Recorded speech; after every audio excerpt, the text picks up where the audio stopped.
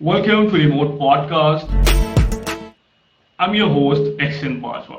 आज हमारे साथ बड़े मारूफ सहाफ़ी एजाज सैयद साहब मौजूद हैं. इनसे हम चंद दिलचस्प सवाल करेंगे. अगर तो आप सहाफ़ी हैं, सहाफ़त में दिलचस्पी रखते हैं या फिर सहाफ़त के तालिब इल्म हैं, तो इस पॉडकास्ट को आखिर तक देखिए, क्योंकि एजाज सैयद साहब चंद ऐसे मशवरे, चंद ऐसी बातें करेंगे जो कि आपको ट्रेडिशनल मीडिया पर बिल्कुल नहीं मिलेंगी. ऐसा सैयद साहब, आप बहुत वोकल हैं फ्रीडम ऑफ स्पीच के हवाले से, आज़ादी इज़हार राय के हवाले से. तो मुझे ये बताइएगा कि जो हमारा जदीद दौर है, टेक्नोलॉजी का दौर है, आखिर इसमें सेंसरशिप किस तरह होती है? अगर एक आम नाजरीन है जो देखने वाला है, जो कि इतनी फहम नहीं रखता, हम उसे किस तरह समझाएंगे कि टेक्नोलॉजी जदीद दौर में आखिर सेंसरशिप किस तरह होती है? इसकी क्या शक्ल होती है, किस तरह होती है, क्या फेजेस होते हैं इसके? देखिए, टेक्नोलॉजी ने जिस तरह आप मुझसे कोसों दूर, कई मील दूर बैठे मुझसे बात कर रहे हैं, बराह रास्त बात कर रहे हैं, मेरी वीडियो भी आपके पास मौजूद है, मेरी ऑडियो भी मौजूद है. तो टेक्नोलॉजी ने अगर यहाँ पर इन चीज़ों को मजबूत किया है, तो रियासत ने भी अपनी जो टेक्नोलॉजी है उसके ऊपर पैसे खर्च किए हैं, इन्वेस्टमेंट की है. अगर आप रियासत के बाज़ इंस्टीट्यूशंस के ऊपर तनकीद करेंगे तो वो आपका पता लगाएंगे कि आप किस जगह पे बैठे हुए क्या कर रहे हैं, और वो आपको पता है फिर क्या होता है. जो लोग बाज़ ऐसे एरियाज को टच करते हैं, तनकीद करते हैं, फिर बाद में उन लोगों के साथ क्या होता है, उनको उठा लिया जाता है, लापता हो जाते हैं. पाकिस्तान में वैसे भी लॉलेसनेस है, कानून की बालादस्ती नहीं है, जो भी चाहे आपको उठा लेगा, और फिर बाद में जब वो आपको रिलीज करें तो अपनी मन और मंशा के तहत रिलीज करेंगे. तो ये वो प्रॉब्लम आ गया, ये वो चैलेंज आ गया. और अगर आप इंडिविजुअल हैं तो आपके साथ ये होगा, और अगर आप किसी मीडिया आउटलेट के साथ हैं तो आपकी मीडिया आउटलेट को इकोनॉमिकली नुकसान पहुंचाया जाएगा, और उसको डैमेज किया जाएगा. उसकी जो प्रोडक्शन है, अगर वो अखबार बेच रहा है, उसकी अखबार प्रोडक्शन है, तो उसकी अखबार की तरसील बंद कर दी जाएगी. अगर वो टेलीविजन चैनल है या रेडियो स्टेशन है तो उनकी नशरियात बंद कर दी जाएंगी. तो ऐसा किसी कानून के दायरे में रह के नहीं किया जाएगा, ये कानून के दायरों से निकल के ही किया जाता है. तो यही वो सेंसरशिप के नए टूल्स हैं जिनकी वजह से जर्नलिस्ट भी परेशान है, मीडिया भी परेशान है, सोसाइटी भी परेशान है, और साथ ही साथ मीडिया हाउसेस के जो मालिकान है वो भी परेशान है. एक बात जरूर इजाफा हुआ है कि इस सारे माहौल में मीडिया को कंट्रोवर्शियल भी जरूर किया गया है. इसमें खुद मीडिया की भी गलतियां हैं, लेकिन एक पूरी मशीनरी है जो कि मीडिया को कंट्रोवर्शियल कर रही है, कंट्रोवर्शियल करना चाहती है. ये मशीनरी वो मशीनरी है जिसके ऊपर मीडिया सवाल उठाता है, मीडिया लोगों को सोचने पर मजबूर करता है कि आपके साथ कौन कौन क्या क्या ज्यादती कर रहा है. तो ये जो मशीनरी है, ये मशीनरी मीडिया की एंटिटी को ही कंट्रोवर्शियल कर रही है, ताकि लोगों में इंप्रेशन पड़ जाए कि मीडिया वाले ही झूठे हैं, मीडिया सब झूठ बोलता है, ये कंट्रोवर्शियल है, ये बिके हुए हैं. तो जब लोग मीडिया की एंटिटी तो जब लोग मीडिया की एंटिटी को कंट्रोवर्शियल कर देंगे तो लोग मीडिया पर यकीन करना छोड़ देंगे, और जब मीडिया पर यकीन करना छोड़ देंगे तो मीडिया जितना मर्जी सच बोल ले, लोग उस पर यकीन नहीं करेंगे, और लोगों का, अवाम का और मुल्क का नुकसान हो जाएगा. अच्छा एजाज सैयद साहब, सोशल मीडिया का बहुत पावरफुली इमर्ज होके आना, और फिर खासतौर पर सोशल मीडिया के ऊपर हमारे यहाँ ऐसे लॉज भी नहीं है. सोशल मीडिया पर आप किसी तरह की बात कर सकते हैं, किसी भी के खिलाफ बात कर सकते हैं. तो आप क्या समझते हैं कि वो जो सेंसरशिप की पॉलिसीज है वो वहां आके मध्यम हो जाती हैं, फीड हो जाती हैं सोशल मीडिया के ऊपर? आप जितना मर्जी मेन स्ट्रीम ट्रेडिशनल मीडिया के ऊपर कदरन लगा लें, लेकिन जब हम देखते हैं कि सोशल मीडिया पर बात आती है तो फिर उसे रोकना नामुमकिन हो जाता है. तो इस हवाले से क्या देखते हैं कि जो सेंसरशिप है वो तो ट्रेडिशनल मीडिया के ऊपर है, लेकिन सोशल मीडिया के ऊपर उस तरह दबाव नहीं है. तो आप क्या समझते हैं कि मुस्तकबिल में जो हमारे यहाँ डिजिटल मीडिया जिसे हम कहते हैं, ये मजीद इमर्ज होके आएगा, और जो ट्रेडिशनल मीडिया है, हमारा चैनल्स हैं, इनकी उस तरह ना तो जरूरत रहेगी एक आम शहरी सिटीजन को इंफॉर्मेशन के लिए? क्या आप समझते हैं कि ट्रेडिशनल मीडिया एक स्पेसिफिक वक्त के बाद खत्म हो जाएगा? मेरा नहीं ख्याल कि ट्रेडिशनल मीडिया ख़त्म होगा. ट्रेडिशनल मीडिया अपना रंग बदलेगा, क्योंकि देखिए लोगों को जो सच की हमेशा से तलाश रहेगी, सच और झूठ का मुकाबला हमेशा रहेगा, और जो सच्ची खबर देने की जो जुस्तजू होती है एक प्रोफेशनल जर्नलिस्ट में और एक प्रोफेशनल इदारे में, वो रहेगी. और मीडिया को इसमें बैलेंस आउट करना पड़ेगा कि बाज़ ऐसे एरियाज हैं जिनको वो टच नहीं करते, उनको टच करना पड़ेगा. इन्वेस्टिगेटिव जर्नलिज्म इंट्रोड्यूस करवाना पड़ेगा. जो सोशल मीडिया है वो तो एक समंदर है. अब देखिए उसमें गंद बला भी आ रहा है, درست معلومات بھی آ رہی ہے. عام آدمی جو بیٹھا ہوا سوشل میڈیا پہ لوگوں کے ٹویٹس دیکھ رہا ہے, فیس بک کے اوپر ویڈیوز دیکھ رہا ہے, یا واٹس ایپ کے اوپر میسیجز فارورڈ دیکھ رہا ہے, وہ اس بات کی شناخت نہیں کر پاتا کہ اسے ملنے والی معلومات درست ہیں یا غلط ہیں. تو جو میڈیا آؤٹ لیٹ کوئی معلومات دیتی ہے تو وہ ذمہ داری لیتی ہے کہ یہ ہم میڈیا ہیں, ہماری ایک پروڈکٹ ہے, وہ معلومات پروڈکٹ ہے, وہ درست ہے. اور اگر وہ غلط نہیں ہوتی تو وہ ذمہ داری سے اس کا اعتراف بھی کرتے ہیں, کیونکہ انہوں نے اپنی کریڈیبلٹی کو سٹیک پہ نہیں لگانا, انہوں نے اپنی کریڈیبلٹی بنانی ہے.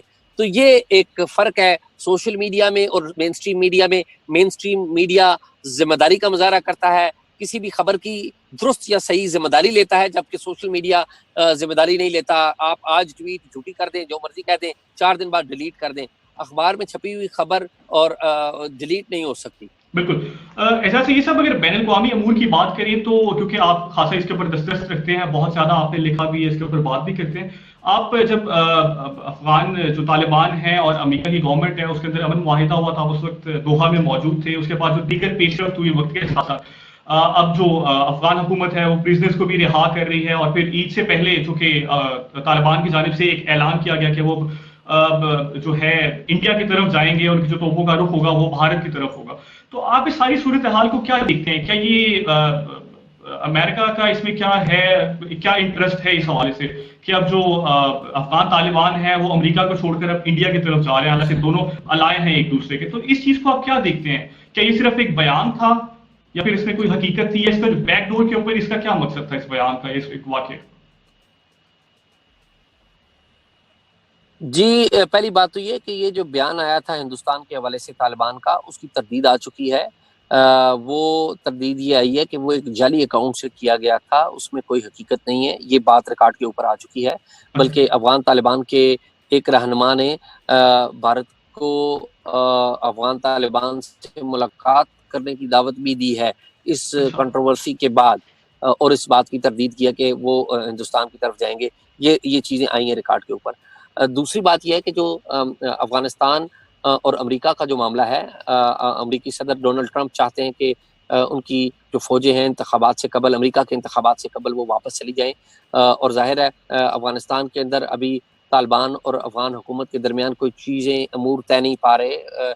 قیدیوں کی جو رہائی کا معاملہ ہے وہ ہمیں پتہ ہے کہ اپریل میں وہ ہو جانا چاہیے تھا, لیکن آپ دیکھیے ابھی جون ہے, ابھی اس پر معاملات آگے بڑھ رہے ہیں. اور پھر ایک شورا نے آپس میں مذاکرات کرنے تھے, افغان شورا کی نے افغان حکومت کے وفد سے ملاقات کرنی تھی اور پھر امور کو طے کرنا تھا.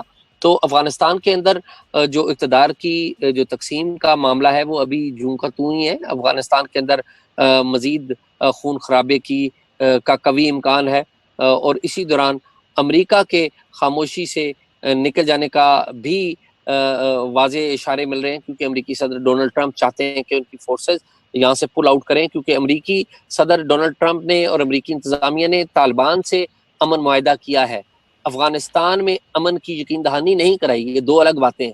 تو یہ معاملہ ابھی کافی سید صاحب آپ کیا سمجھتے ہیں کہ امریکہ کے انخلا کے بعد کا افغانستان کیسا ہوگا؟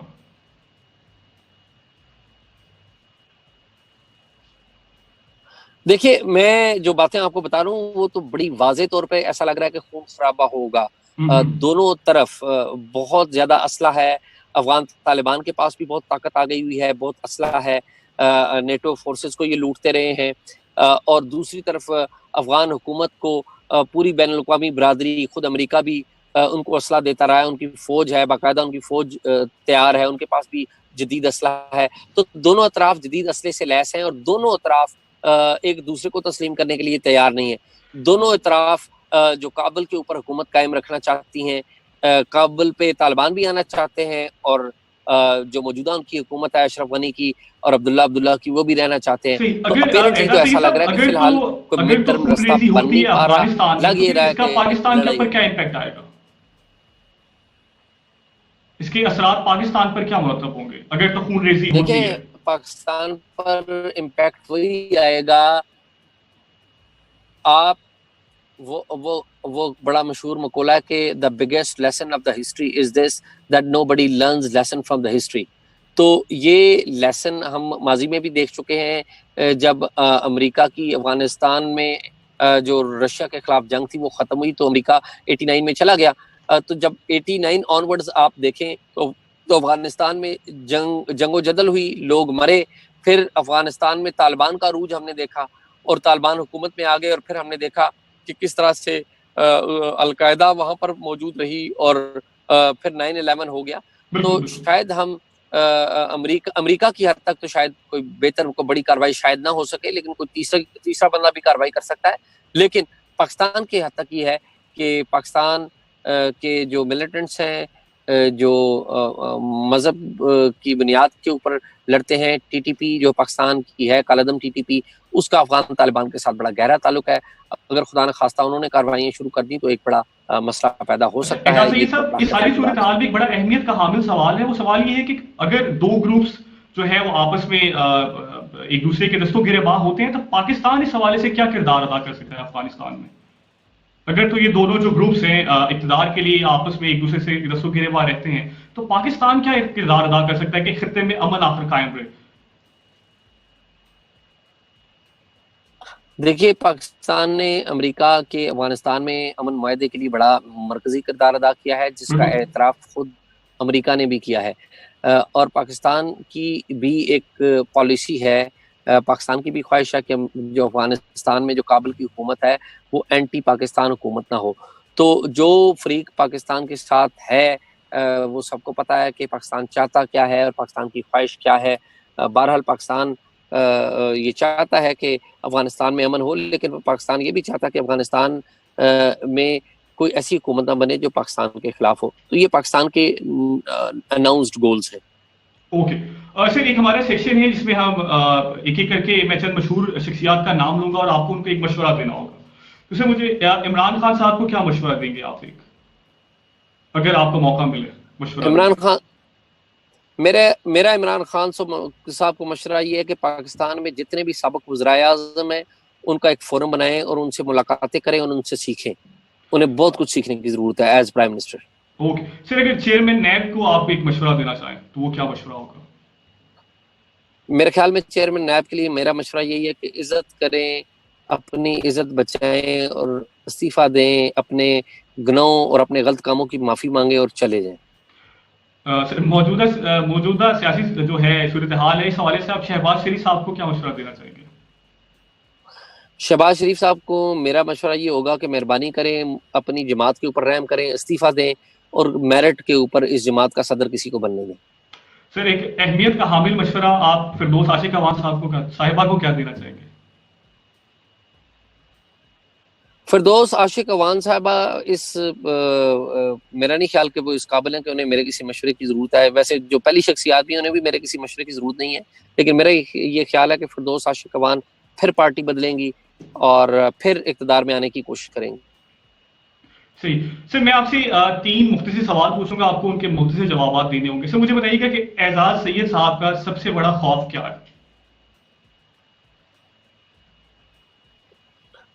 میرا سب سے بڑا خوف یہ ہے کہ میں اچھا جرنلزم نہ کر سکوں.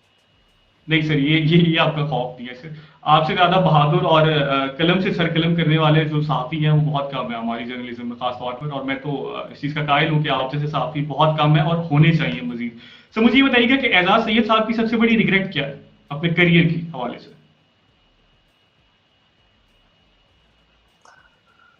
کیریئر کے حوالے سے ریگریٹ میرے خیال میں بہت ساری ایسی چھوٹی موٹی چیزیں ہیں، لیکن میرے خیال میں پرنٹ میڈیا چھوڑنا میرا بہت بڑا ریگریٹ ہے. میں مس کرتا ہوں کہ میں پرنٹ میڈیا شاید ڈیلی ٹائمز نہ چھوڑتا تو شاید کچھ اور ہوتا. ڈیلی ٹائمز چھوڑنا میرے خیال میں میرا بڑا غلط فیصلہ تھا. I should have joined some paper instead of زندگی جوائننگ کی ٹی کوئی وی. ایسی غلطی جو کہ اس پینڈیمک کے بعد آپ کو احساس ہوا، کوئی ایسی غلطی زندگی کی جس کا احساس پینڈیمک کے بعد ہوا؟ پینڈیمک کے بعد تو کوئی ایسی خاص غلطی نہیں ہے. پینڈیمک سے پہلے بڑی غلطی ہیں جن کا احساس ہوتا رہتا ہے. ان میں سے اگر کوئی ایک شیئر کرنا چاہے آپ، کوئی ایک ایسی بڑی غلطی میرے ہے خیال اعجاز میں سید غلطیوں صاحب کو جس کا ذکر اعتراف نہیں کرنا کریں چاہیں؟ تو اب دیکھیں، غلطیوں سے سیکھتا ہے انسان، اور میں بالکل. نے بھی بڑی غلطیاں کی ہیں ماضی میں. اور میرے خیال میں ان کا ذکر نہ ہی کریں تو بہتر ہے. I would rather not mention it. Okay thank you so much sir, آپ نے ٹائم دیا, میں بڑا مشکور ہوں آپ کا, اور خاص طور پر آپ نے اپنے ہیکٹک اسکیڈول سے ٹائم نکالا. تھینک یو سو مچ. میری آپ کے لیے بہت دعائیں ہیں, اللہ آپ کو بہت کامیاب کرے اور آپ محنت کریں. تو میں نے اصل میں ہماری پہلی ملاقات ہوئی تھی ریڈیو پاکستان میں, اور ٹو بی ویری آنیسٹ میں نے اتنا ہمبل اور ڈاؤن ٹو ارتھ صحافی سینئر جرنلسٹ میں نے نہیں دیکھا, میں جتنے عرصے سے میں اسلام آباد میں ہوں. تو آپ کا ایک انٹرویو لینے کا مقصد یہ بھی تھا کہ میری جو چاہت ہے اور جو آپ کی جانب, کیونکہ آپ سے بہت کچھ سیکھنے کو ملتا ہے آپ کے کالم سے. Thank you so much. Thank you.